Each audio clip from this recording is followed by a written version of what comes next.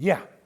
Now, I have to tell you, before we start, that there are rumors swirling around Jerusalem at the moment over the possibility of an Iranian attack. In fact, my son told me he had a tip today that over Shabbos, Rahman al-Islam, there is going to be an attack. Okay? Al's biyad haboyre, as they say. Everything's in the hands of HaShem. But by coincidence, we're really going to be talking a little bit about that tonight. I write for various newspapers. I write for Hamadiyah, and I write for the Jewish press. And apparently I'm now going to be writing again for the Jewish Tribune from England, and a magazine, a very nice magazine. And this magazine is called Wellspring, which is based it's a Hasidic magazine. And it's all about health, but I'm the Torah editor of this magazine. So they asked me to write 2 pieces because it's coming up to Purim, and they also wanted me to write a Pesach piece as well. So I thought I would combine both. So I had an idea, and the idea was how, of course, HaShem Yisborach has a tremendous sense of humor. And I wanted to start by doing a bit of research about court jesters, or court fools as they were called. All throughout medieval Europe, kings had a fool. They had their fool, or their jester. If you've ever seen a pack of playing cards, the joker is wearing the costume of a jester. They were the word motley, I don't know if the word motley in English, a motley fool. Motley actually, most people think it means sort of like tattered and wearing schmatters. It means multicolored. And they often had hats with bells on them, right? It's the joker, that's what, and these guys were absolutely astonishing. Often they were extremely intelligent, obviously the great sense of humor, and they had something called the jester's or the fool's privilege. They could make fun of the king to his face, and his family, and all the Chosheva aristocrats, the dukes and the lords. They could make fun of them. But sometimes they became the king's greatest confidant, right? The person he trusted. For example, there was somebody called King Henry VIII of England. That was the guy that held all the chasnas. He was married to many times. You're English, you should know this. 6 wives, sorry. So Henry VIII had 6 wives, and because they weren't supplying him with children, which of course was their fault, he would concoct reasons to have them removed or killed or something, and he would move on to the next one. He had a fool, a jester, and he was called Will Somers.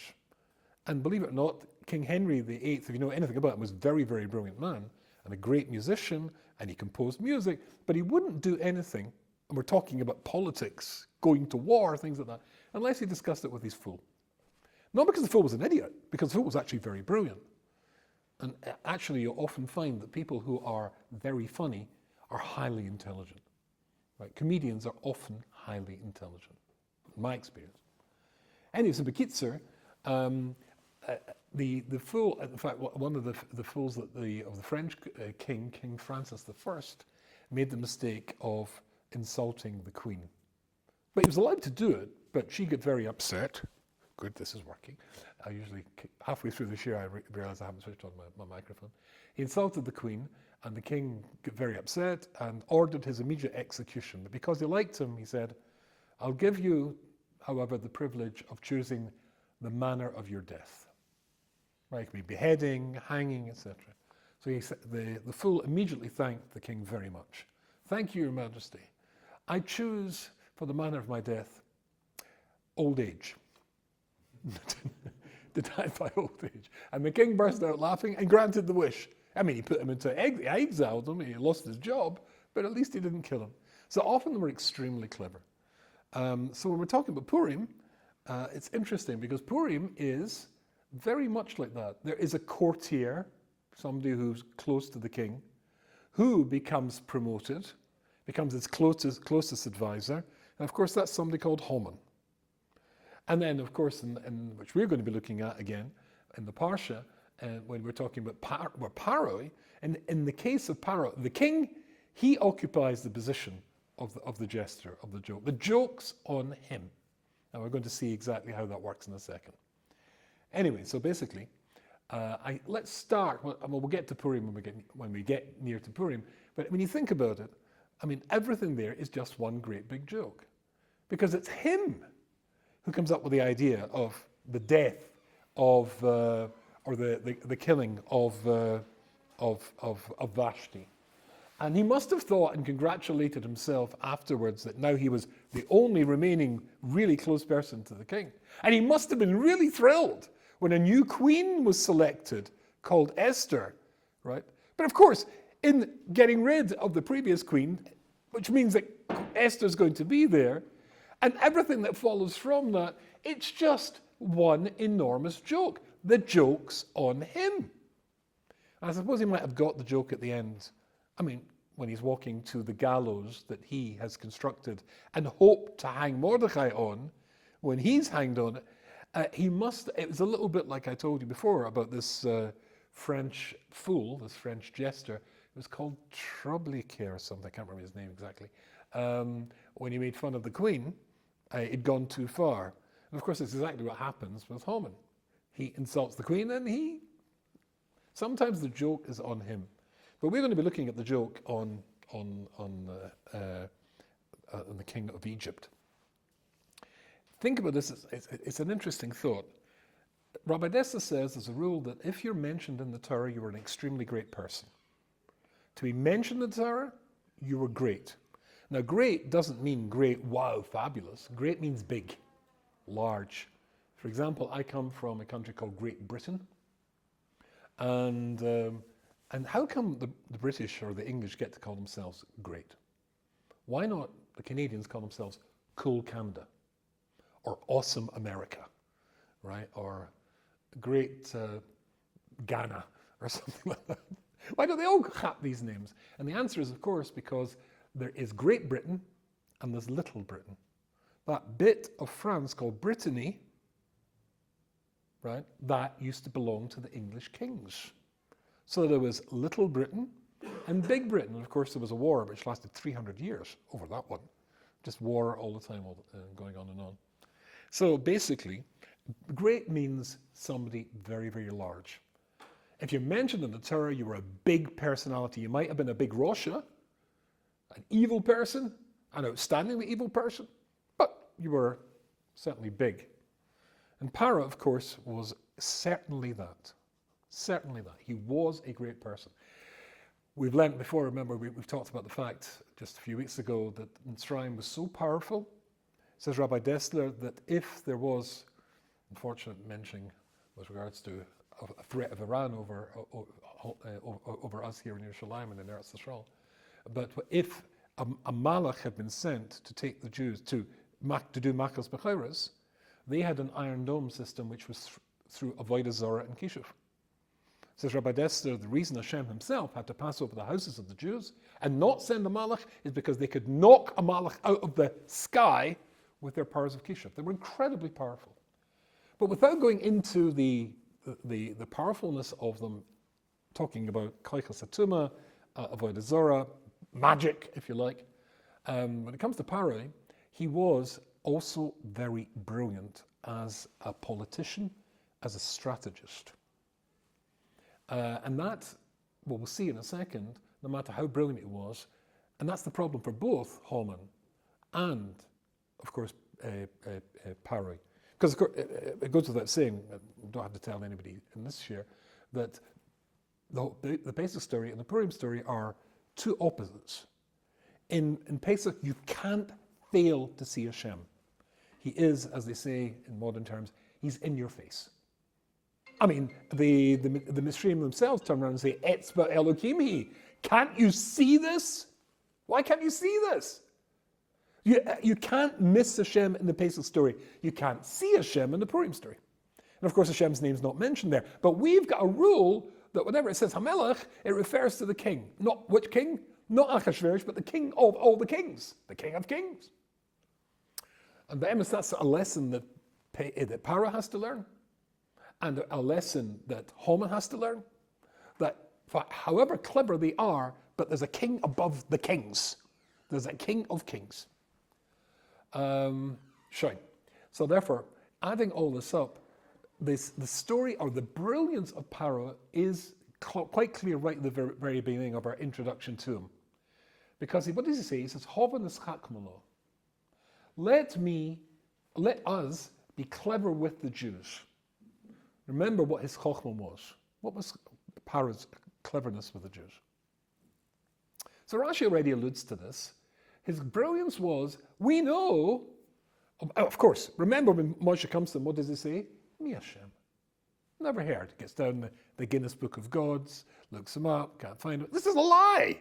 He knows exactly who HaShem is, because what does he say to his people? Hovan ischakmalo. He says, let's drown the boys. They see in the future there's going to be a boy born who's going to save the Jews. And when they see this person, he decides, right, we're going to get rid of them. But HaShem works, Rashi says, Pharaoh says to his people, HaShem works mida keneged mida.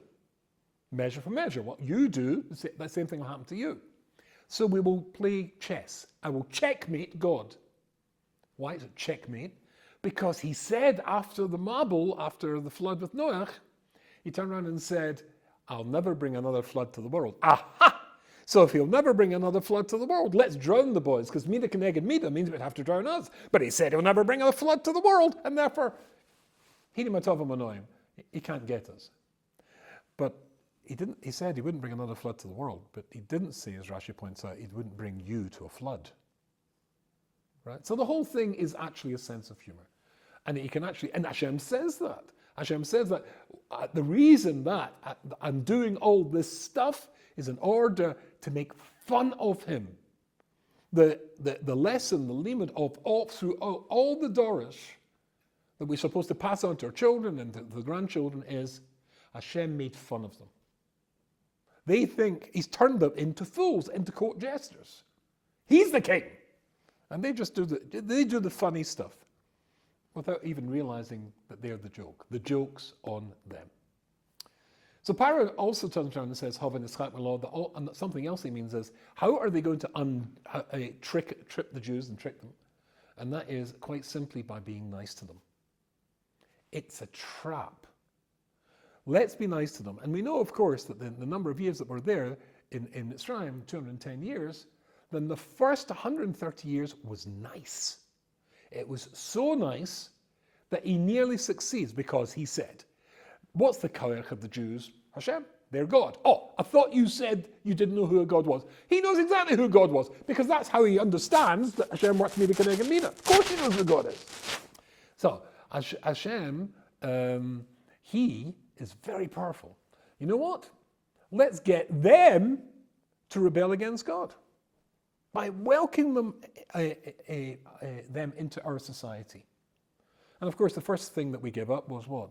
When we started giving up mitzvahs, we wanted to be just Egyptian, just like them. What was the first mitzvah we gave up? Bris Milah. Bris Milah. Bris Milah was the first one that we gave up. That's why at the end of the process, you see us at Mitzrayim, it says we had to take not blood, but bloods, and put 2 bloods on the doorposts at Machas Bechoros. The blood of the Pesach lamb, and that was their god, and also Bris Milah. Because now we were having detached ourselves from Hashem, now we're reattaching ourselves to Hashem. But he wanted to get us to give up Hashem and say, I'm sorry Hashem, we don't need you anymore. We want to be Mitzrayim. And they did want to be Mitzrayim. How successful was his plan? Very successful. 4/5 die in Mitzrayim, says Rashi, in Machas Bechoros. But the Medrash says, not that they died, they chose to stay in Mitzrayim. For them to be Mitzrayim was the Gres de Razach, because they spoke Yiddish then. There was the greatest thing you could possibly imagine was to be an Egyptian. Oh, an Egyptian slave, it doesn't matter. I'm an Egyptian slave. Sorry? Dosan Aviram, exactly. And to bring that to life a little bit, because it sounds a little bit strange, but I want to read to you something from a book. And this book, I had to look at this book once, for a Beis Yaakov school. And the Beis Yaakov school, they had to have various English books for the examinations, the government examinations. So the teacher in charge of the English department, who happened to be my sister-in-law, she said, would you look at this and see if it's kosher? If it's kosher, it is. And hashkafically, is it okay for them to read it? The book is called The Reunion by somebody called Fred Ullman. And it's semi-autobiographical. That means, of course, that it's not fully autobiographical, but it's the story, the blurb in the book is that there are two teenage boys, 16-year-old teenage boys, they become soulmates, best friends. A year later, the friendship is over because this is Germany and the year is 1933. Right? And so this was, most of it was true. And he gets out and he goes to America, etc. But I want to read you from chapter 9 in the book the following thing. He talks about his parents were completely assimilated Jews. And then he talks about one night, there was his father, a visit from a Zionist. So listen to this. He was there collecting money for Eretz Yisrael. But listen to this. I still remember, his father was a doctor. I still remember a violent discussion between my father and a Zionist who'd come to collect money for Israel. My father abhorred Zionism. The whole idea seemed to him stark mad. To claim Palestine after 2,000 years made no more sense to him than the Italians claiming Germany because it was once occupied by the Romans. It could only lead to endless bloodshed, and the Jews would have to fight the whole Arab world. And anyway, what had he, a Stuttgarter, somebody from Stuttgart, to do with Jerusalem? So you can see how assimilated they were. When the Zionists mentioned Hitler and asked my father if this would not shake his confidence, my father said, not in the least. I know my Germany. This is a temporary illness, something like measles, which will pass as soon as the economic situation improves. Do you really believe that the compatriots of Goethe, Schiller and Kant and Beethoven will fall for this rubbish?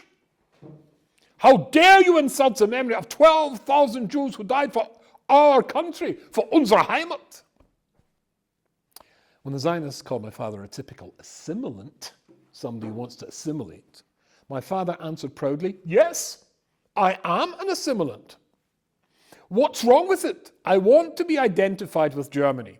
I should certainly favor the complete absorption of the Jews by the Germans if I could be convinced it would be of lasting profit to Germany. Did you get this? Can you believe this? I would certainly favor the complete absorption of the Jews by the Germans if I could be convinced it would be of lasting profit to Germany. But I have some doubts. It seems to me that the Jews, by not completely integrating themselves, still act as catalysts, enriching and fertilizing the German culture as they have done in the past. Here the Zionist jumped up. This is more than he could bear. Tapping his forehead with his right index finger, he said in a loud voice, total meshuggah, collected his pamphlets and disappeared, still tapping his forehead with his finger. So that was the 4/5. The 4/5 were so completely just like they were in Germany, completely, and I don't know if you know, but there's various lakes in Berlin. In the 1930s, they found every morning Jews floating there. These Jews were Jews who had committed suicide. They didn't know yet about concentration camps. They didn't know about final solutions. They did know that Germany had rejected them. And to be rejected by unsere Heimat, our homeland, was something they couldn't bear. And therefore they basically committed suicide. Every morning you'd find Jews that couldn't take being rejected by Germany. Pharaoh's genius, therefore, was to get these Jews to want to become Egyptians. And it works. Rashi says they died in the plague of darkness. The other Shita in the Medrash says they didn't die in the plague of darkness. Rather, they chose to die by staying and becoming Egyptians, fully becoming Egyptians. When we went out, we reached immortality when we came to Har Sinai. Had we not made the Egel Azov, then we would have lived forever. Therefore, they, by choosing to stay as Egyptians, would die, but we wouldn't. Of course, we messed it up. But that was a choice that they valued, just like a more recent example there. But I'm sure if we went to America today, where you find, American Jews supporting Hamas, equally insane, the exact same phenomenon. Shine. So he was an extreme genius. It almost completely works. But we said last week, if you remember, in last week's Parsha, it comes that in Parshas Boy, it says that, quickly get the posuk, Bo el Paro ki ani hichpadati es liboy. Come to Para because I've hardened his heart. And of course, everybody knows that Era's got 7 makos, and Boy has got 3.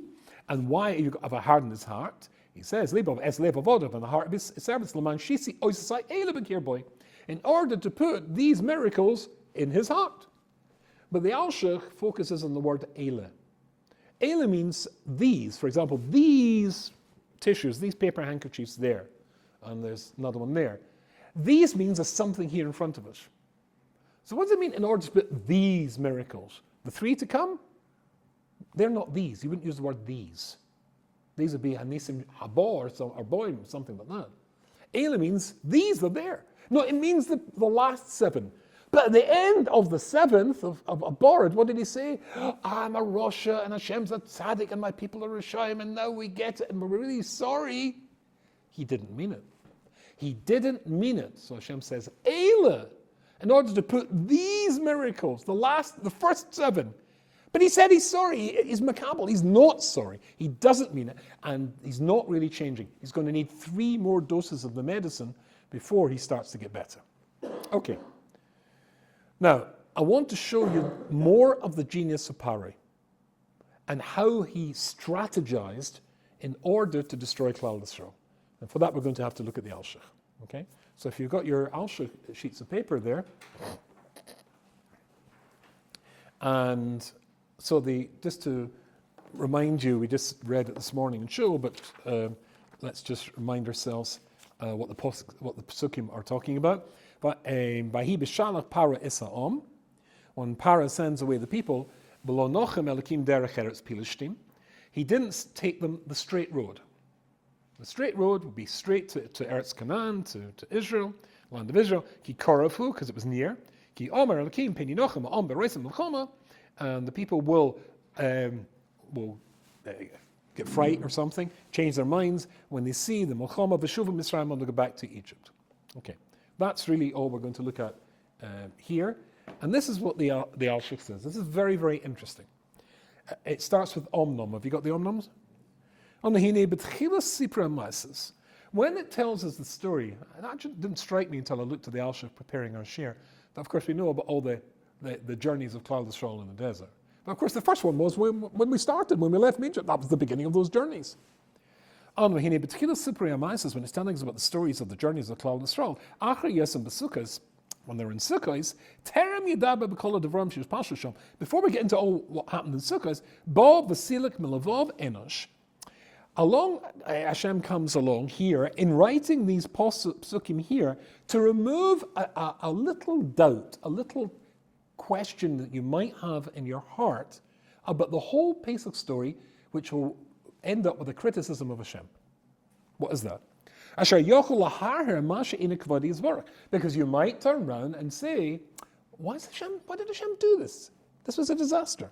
Halahu, and what's the criticism? Because a person might say, when Hashem took us the Derech HaMidbar into the desert, to the Yam Suf, not the quick and straight way, which is right next to them, what was the consequence? What was the taitzah of that? They get stuck in the desert 40 years. The men died in the desert 40 years. If he'd taken us straight to Eretz Yisrael, this would never have happened. That's a thought that somebody might argue. Interesting lotion. His heart will become sour. Right? he will be upset by this. Why did Hashem take us that way? He should have taken us the quick way, and there would have been no problems. That was the easiest way, it was nearby. There would have been in Eretz Yisrael, end of story. By taking us the long way, we ended up there 40 years. So you might think, I know why he took us the long way. One of three reasons. Now try and get these three reasons in your mind, because we're going to see these are not true. But let's see. The cynic might say, okay, maybe the reason he took us the long way and not the short way is because it's so that the Jews should not look like thieves in the night, right? Stealing out, running away quietly. Because at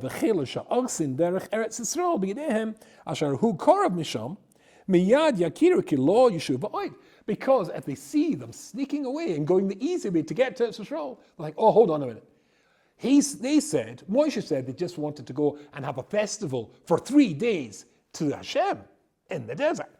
And the implication, the mashmas, would be that they're coming back. But if you see them sneaking away like thieves, they don't intend to come back, right? That's if they go the direct way. So he took them around that way. That would be answer number one. Now, answer number two, have you got a base there? Machmas. Yeah? Number two, why did he take us the long way? Because of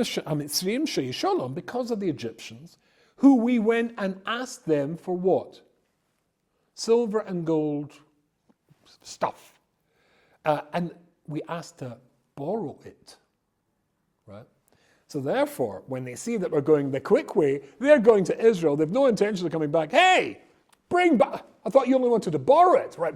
And they'll come after us. So maybe Hashem took us the wrong way to avoid them knowing what was going to happen then. And then you can find a gimel.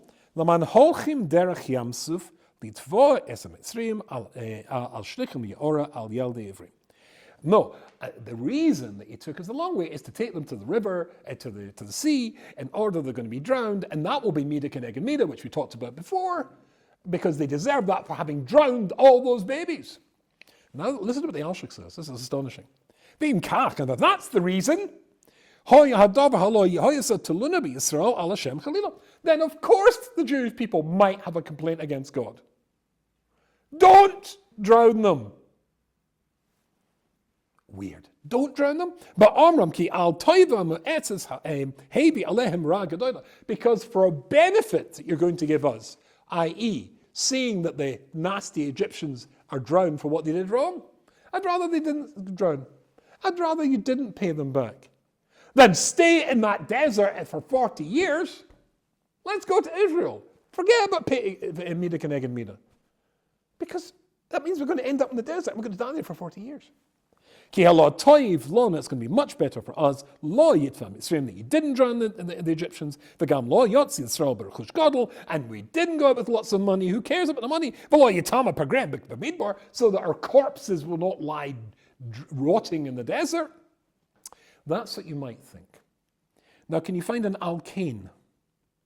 Alkane boha elokim lahasa toiv milev choshev al Hashem kedvar ma'ila. So Hashem comes along here in order to let people know that those reasons that you think, or you might think that I took you to the Amsuf, those weren't the reasons at all. Okay. So again, Vahi BShalach Paro esa'am. When Paro sent the people, so this is what he says. Vahi BShalach, hu she'omra hu yizborach. This is what Hashem's saying. Hine, havai, now of course, Vahi, we always know, is generally something bad's going to happen. Right? Vahoya means something good's going to happen. Vayhi, something bad, right? So, why? Because it's got the word vai in it. Every language has got in French we call it a cri de coeur, right? A krechts, in Yiddish, that's a better word, a krechts, right? In Yiddish it's a vai, oi vai, right? In different languages, there are different expressions to when they go, oh secure, right? Or oh la la, something like that, right? Oh la la, yeah, it could be. Okay, what would they say in German?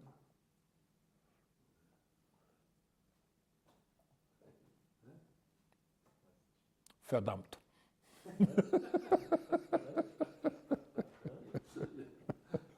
Verdammt.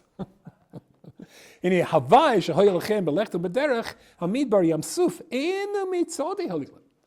Don't think that the reason that I took you to the Yamsuf was because of me. No. Ki immi paroi. It was Pharaoh who compelled me to take you that way. Why? Ki avai hoya b'shalach paroi. Because the Apostle says, Vayhi b'shalach paroi.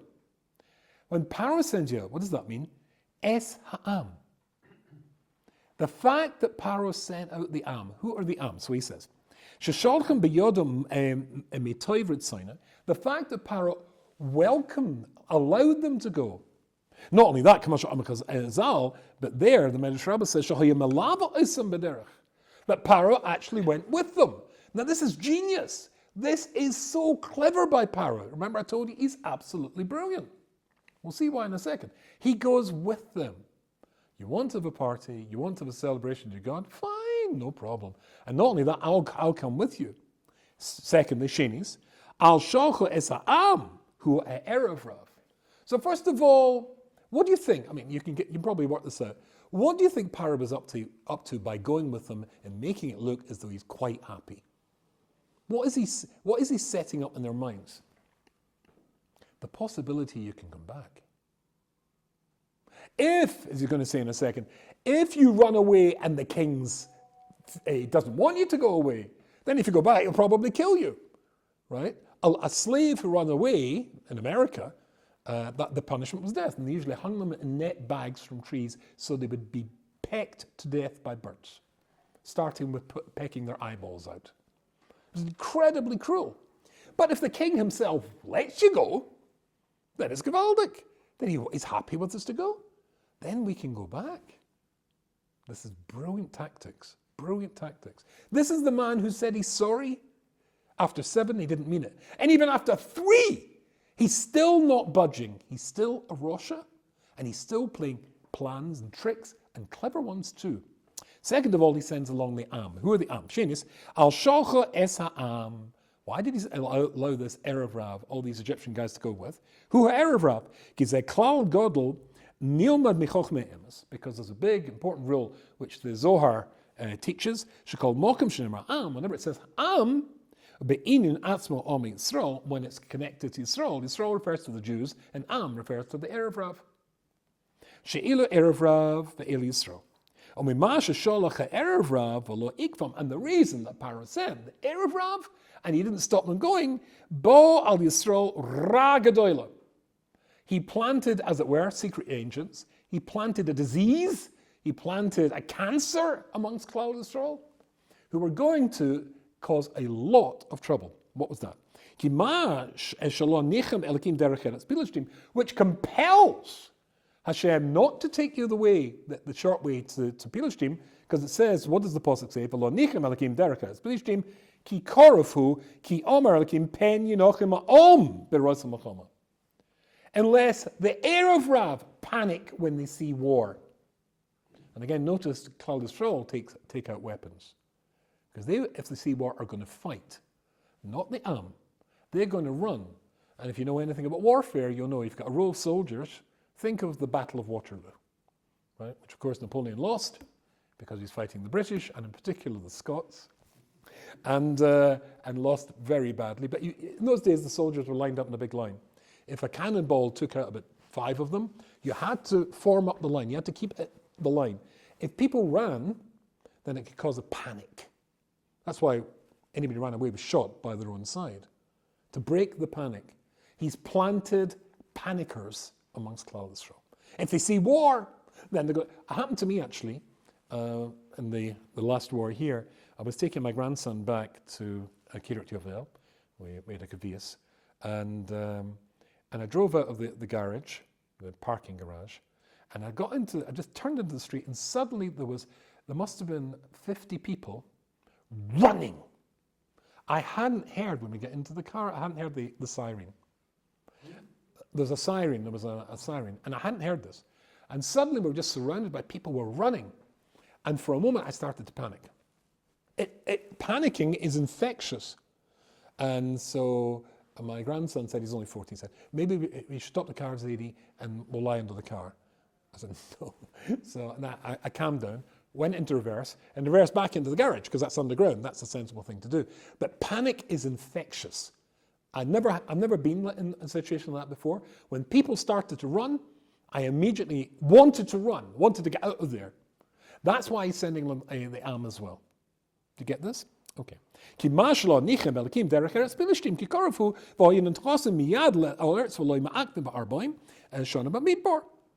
therefore, I can't take you that way. The reason that he takes them that way is not because not because they would look like thieves, not because the Egyptians chased after them wanting their silver cups and gold back again. Lest these plants, this fifth column, will start a panic and the Jews will run back. Which Pharaoh, by being there, is planting his imprimatur, his stamp of approval. You can come back.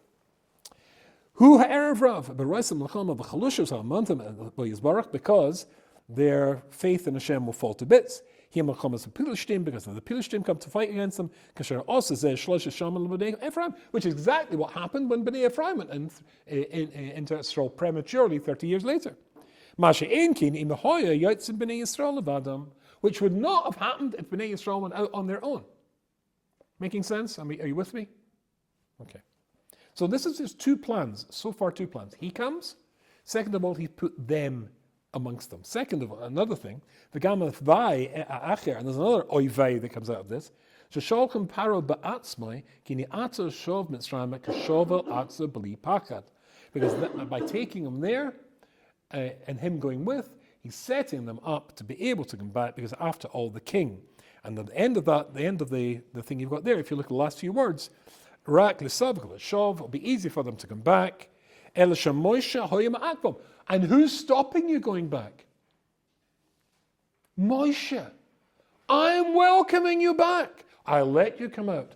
I've realized I've done something wrong. We're friends again. Remember the first 210 years, the first 130 years of 210, everything was great. It's going to be just that again. It's that Moshe, the troublemaker, is stopping you going back when you could have such a nice time. Brilliant! Brilliant strategies from a brilliant mind, but he ends up being an idiot. Now let me show you the idiot. Grab your Chumash. I think this will be, you'll enjoy this bit. This is where you see Hashem's sense of humor.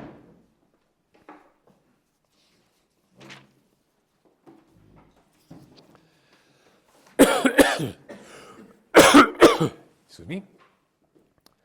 So in Yud Aleph, so after this whole thing, I said we read it this morning, then, so he sent them out, so in BShalach Yud Daled and Aleph, V'yidaber Hashem el Moshe lemor.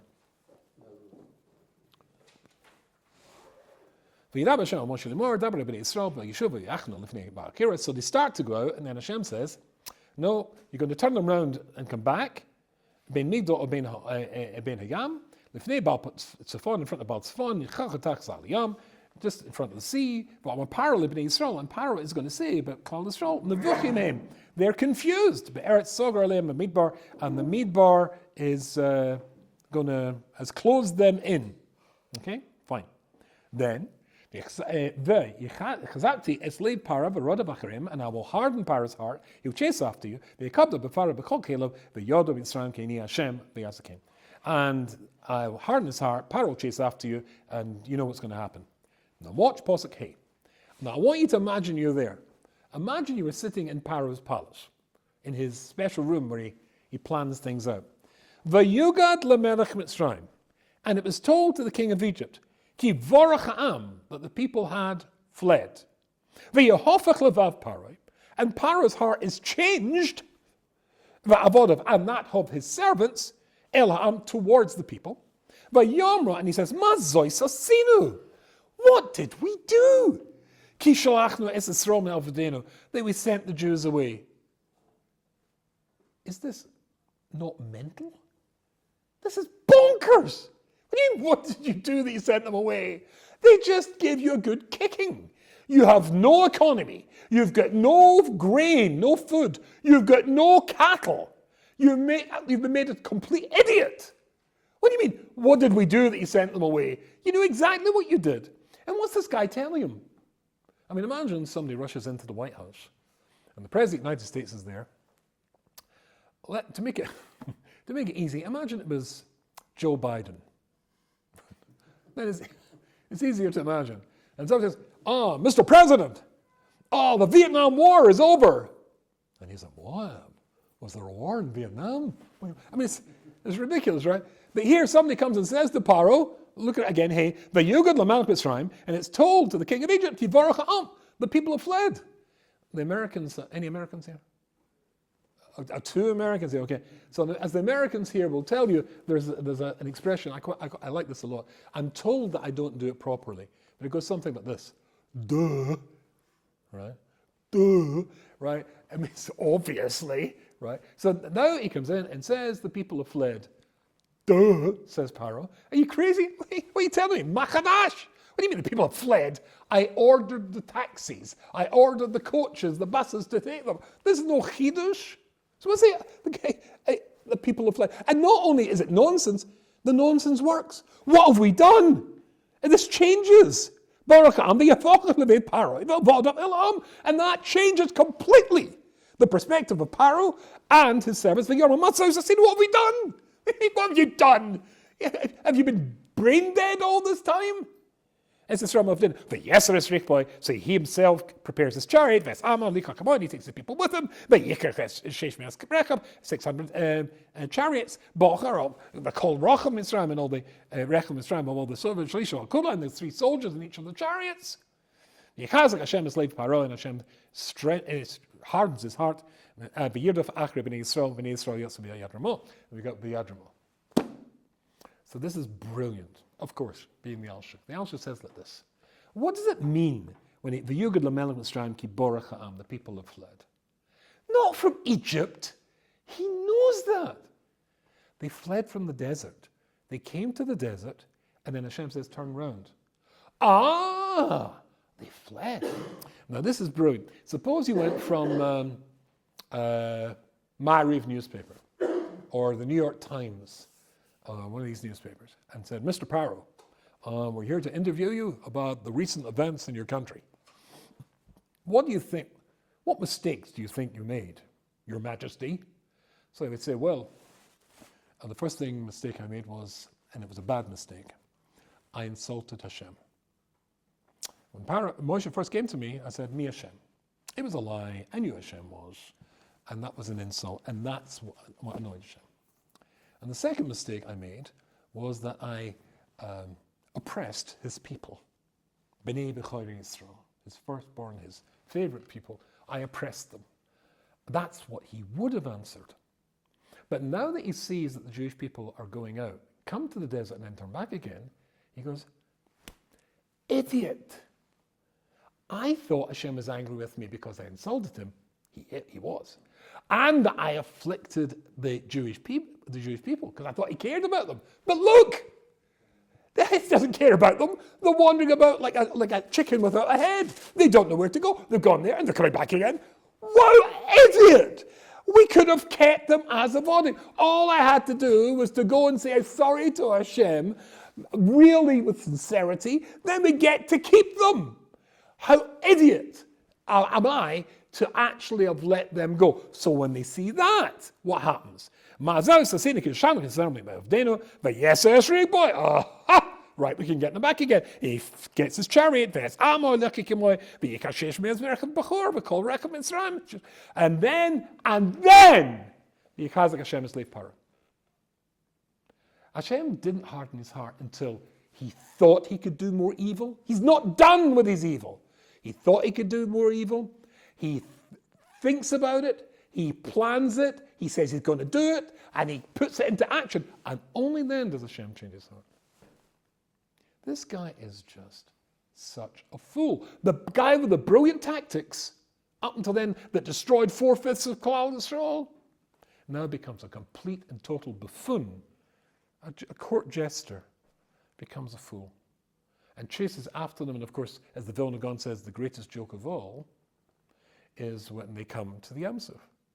So the three, imagine you're an Egyptian charioteer. right? So there's a captain, there's a guy riding with the horses, and there's a guy who's got the like giving you arrows to fire.